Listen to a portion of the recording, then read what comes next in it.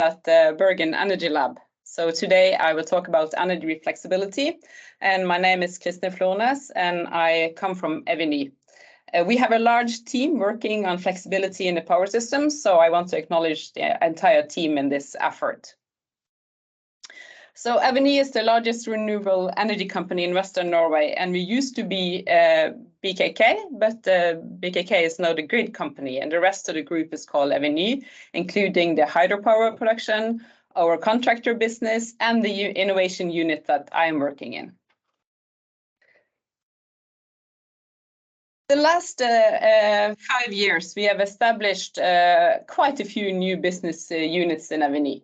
Our ambition is to be the largest player in electrification in Norway, and we have our power company Volta, we have our shore power company Plug, which provides electric power to cruise ships and a large number of vessels along the Norwegian coast and internationally. And we have the unit Mobile Energy. They provide batteries and sustainable energy solutions for emission-free construction sites. So why do we need more flexibility in our energy system? The energy markets in Europe are in a very challenging situation, dominated by the war in Ukraine, high prices, and limited supply. At the same time, our national grid company Statnett's short-term market analysis for 2022 to 2027 for Norway shows a significant expected increase in electricity consumption without corresponding increase in power production. Planned new production takes years to build, and the need for more electricity is now. This means that Norway may have a net negative energy balance in 2027. Southern Norway is even worse off, as we see from the dark green bars in the graph. The electrification of our society is going fast, and more sectors want to switch from fossil fuels to renewable energy sources. In addition to the need for more capacity, we also have the challenge with more renewable power production from wind turbines and solar panels. We get an energy system with more decentralized production, and these new renewable energy sources are also more difficult to regulate and forecast. Suddenly, we get more or less wind or more or less sunshine than expected. And then we do not have the power production that was forecasted. But there are some possible measures we can take to remedy the situation. The Norwegian power system is not fully utilized today. The peak power needed grows faster than the total energy needed. Everyone wants to use electricity at the same time. And if we can increase the flexibility between different users and get consumers to shift their energy consumption in time, we will increase capacity in the system without building new grid or increase production. There are challenges both with the balance between production and consumption and with the capacity in the grid. Statnett is in charge of the high voltage transmission grid from the large power plants. The local grid companies are in charge of the regional grid and the distribution grid, which connects to the end users, the customers. And BKK is the local grid company for almost all of Vestland. Today, the local grid companies have to say no to new consumers because there's not enough grid capacity. Then new battery factories cannot be built in Vestland. But if we can get users to delay their energy need away from peak hours, or if they can be willing to switch off when the power is needed by someone else, then we can let new consumers get access to the grid. Some examples of capacity management can be to reduce electric vehicle charging during peak hours or turn down heaters or coolers in buildings. And this can be handled in a local flexibility market where the local grid companies can buy flexibilities from customers in their region. The only local flexibility market in Norway so far is in Agder, where they have a pilot project called Nordflex. And this has worked well. They started in 2019, and they have demonstrated the activation of an additional 8 to 9 megawatt capacity in the grid. And this equals the consumption of 3,000 to 4,000 households. And another example is that Arendal County made around 260,000 kroner by switching off electricity and offer extra capacity in the Norflex local flexibility market. So there are possibilities, but so far this is only in the pilot state, and very few local grid companies have instrumentation to do this flexibility management. So it's far from a mature market and only pilots.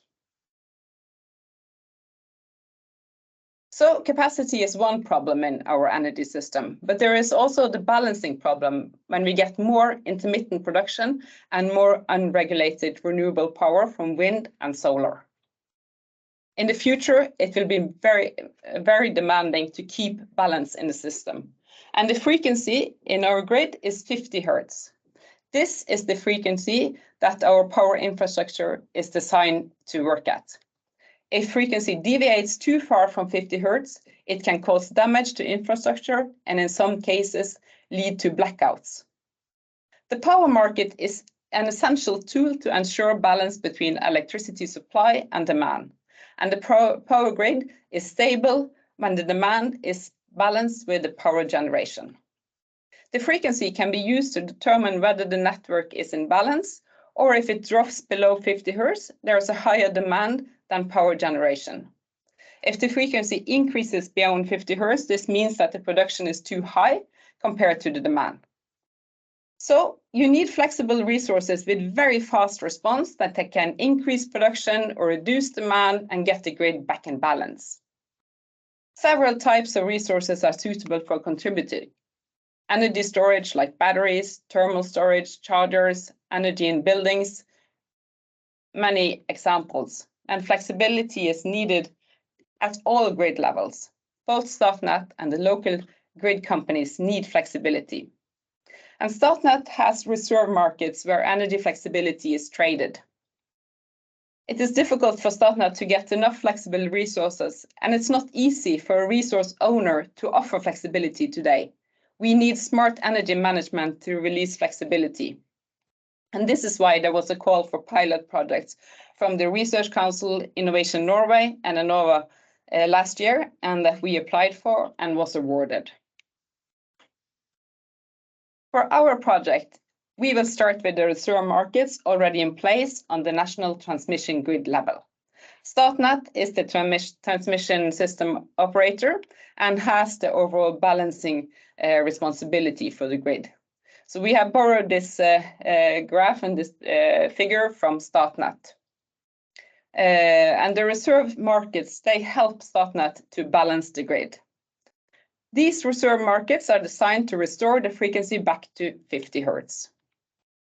And Statnett has a different energy reserve with different response time. The fast frequency reserve requires the energy resource to be able to respond faster than 1 second. It needs to regulate down or up extremely fast. The FFR market is there to slow down the drop in frequency. And we have a hypothesis that the fast chargers can be used as a fast frequency resource in our project.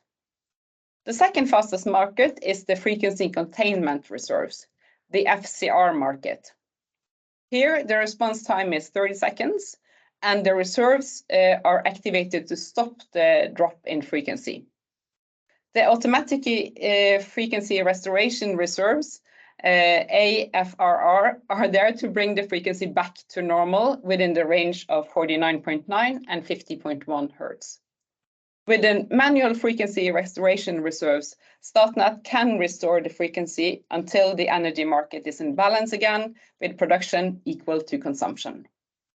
With these reserve markets, Statnett can balance the grid and avoid blackouts and destruction of electrical appliances. And the need for flexibility and energy reserves is increasing. Every time you talk to Statnett, they emphasize the need for more flexible resources, and that is what we aim to do and deliver in this project.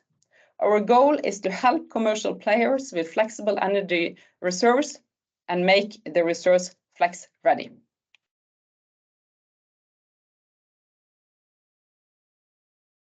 The opportunity for more players to exploit flexibility, it requires development of new technology, the use of digital solutions and algorithms, as well as the ability to adopt new technology and the development of new business models.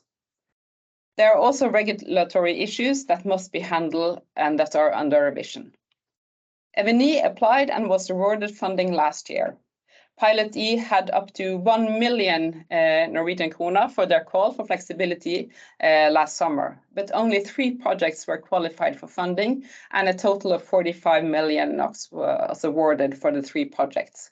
This shows that this is a new area and very few players have capacity and competency to contribute. Our Flex E project, we call the project Flex E, it started January 1st and it will last for 3 years. And these are the partners in our project. We have Sintef as our R&D supplier. Eviny and our spin-off companies Volta and Plug, they are partners. And we have technology providers, Clever.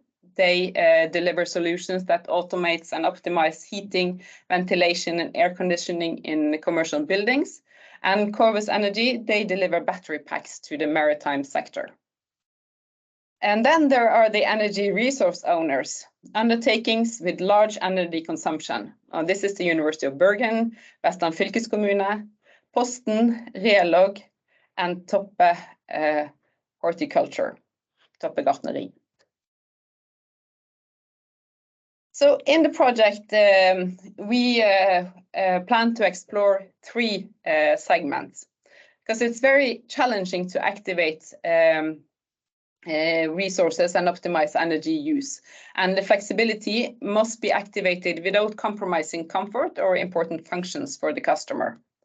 So the 3 segments that we are planning are land transport with fast chargers and batteries. The second segment is commercial buildings with heating and air conditioning. And the third is maritime transport with charging facilities.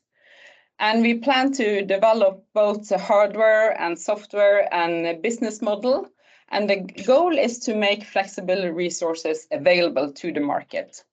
So we are focusing on making the flexible energy resources available to the market, and we are using planning to use nodes developed in the NoFlex project to imitate a local flexibility market.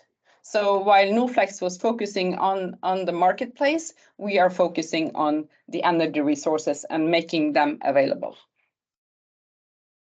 So for the first segment, land transport, we will use fast chargers for electrical vehicles and batteries. And by switching off or reducing the power of the chargers or only draw power from the battery and not from the grid, we can offer energy flexibility in the reserve markets.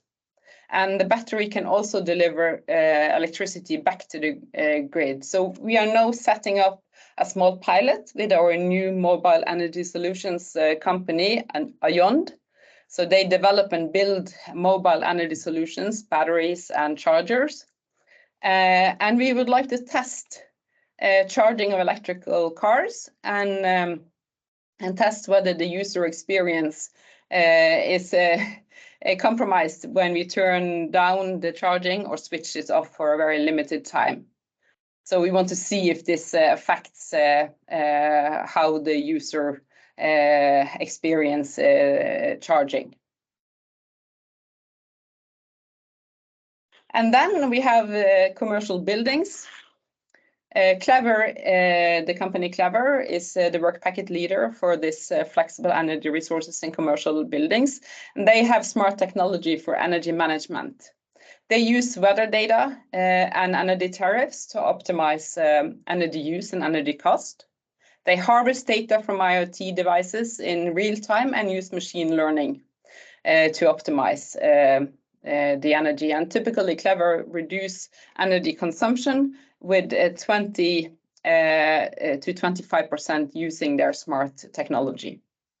And through the Flex E project, through our project, Clever wants to contribute to increased flexibility in the energy system. So we want to make it easy for owners of commercial buildings to participate and make money in the flexibility market. And for the users, this must be plug and play.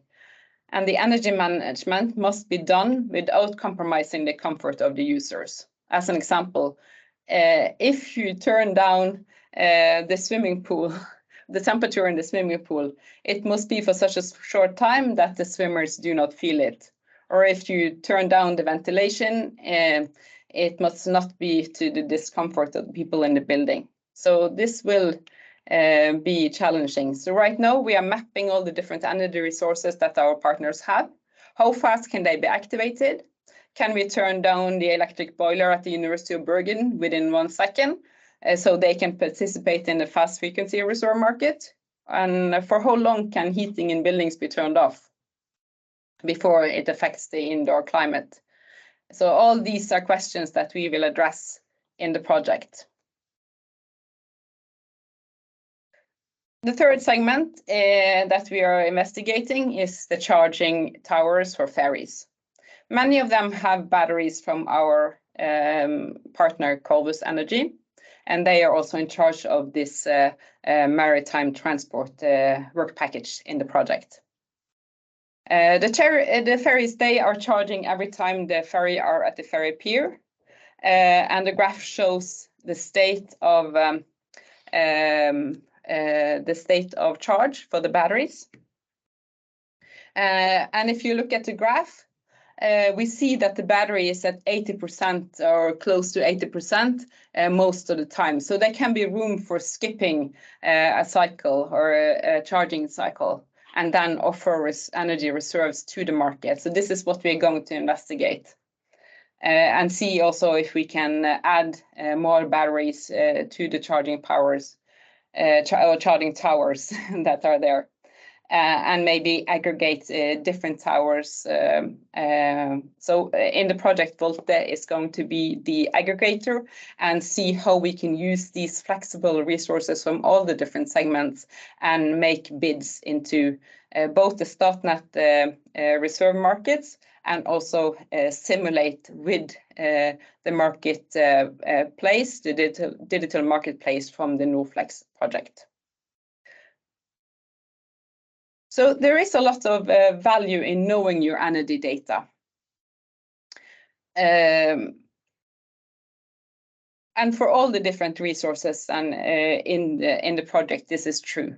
Our power company, Volte, they are experts at analyzing energy data. And by analyzing your data, you can reduce costs and you can reduce energy consumption. And cutting peaks with the smart analytics and optimization, then you can also assess energy storage. You can find abnormal consumption. Do you have energy leaks? You can avoid extreme electricity prices and because you turn down your power when the prices are high, and you can monitor power outages. And in the project, Volte also wants to explore if we can offer money from flexibility in the flexi market.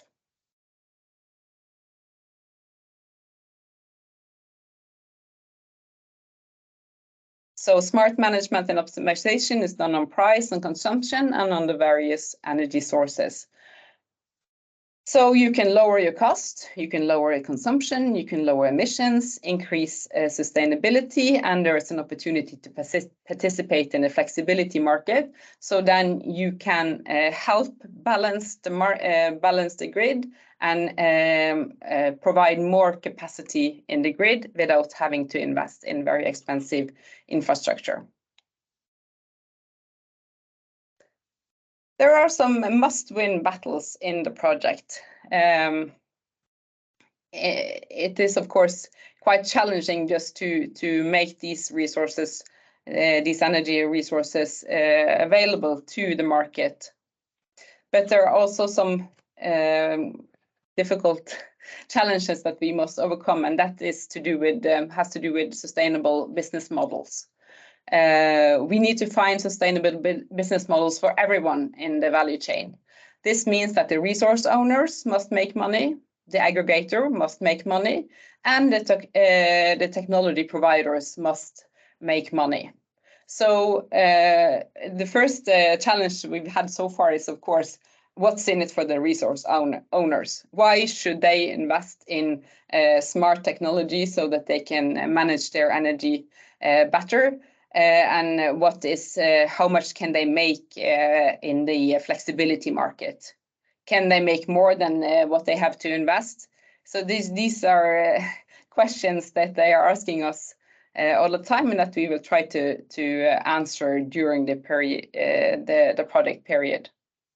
And the second challenge is regarding data handling and cybersecurity. If intruders get access to your energy infrastructure, it could potentially be very harmful. So safe data handling is crucial and not something you want to jeopardize. We are using Microsoft Azure Cloud Solutions for the data platform and the Microsoft Azure IoT framework for our edge device. Security is built into these platforms. And some of our resource owners, they cannot let any data leave their buildings, like Helse Bergen, who are a partner in the project. Of course, they have a lot of sensitive data, and also crucial for them to have a stable energy supply. So we have to be very careful in which buildings and what energy resources we can activate for them. So we will investigate how we can handle this and at the same time participate with their energy resources in the flexibility market. And the third challenge and must-win battle is about hassle-free onboarding. The onboarding of new resources owners is something that we will work on in the project. It should be really easy to find out which resources are suitable for the flexibility market. And the investment in hardware must be so low that it's profitable for you to offer your resource to the market. So all of this is important in the project. We are really eager to contribute with solutions here. We think it's really important. And there are still large unsolved R&D challenges that we will not be able to answer in this project. And there are still open calls for more projects on energy flexibility.